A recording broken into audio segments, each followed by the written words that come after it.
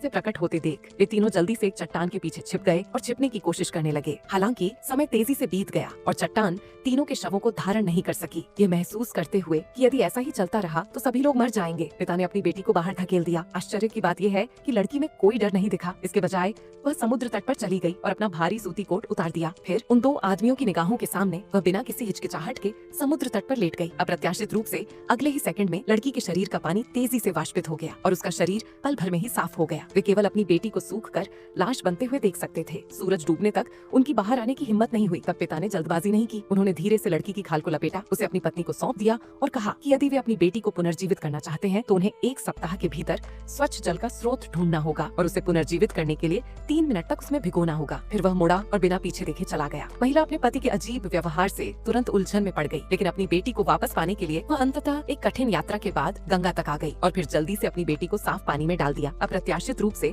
अगले ही क्षण एक अजीब दृश्य घटित हुआ। लड़की के अंग पानी से गीले हो गए थे, जैसे कोई फुला हुआ स्पंज हो। 2.5 सेकंड के बाद वह जादुई ढंग से पुनः मानव बन गई। अपनी बेटी को धीरे धीरे पानी से बाहर आते देख माँ के चेहरे पर एक खोई हुई मुस्कान उभरी।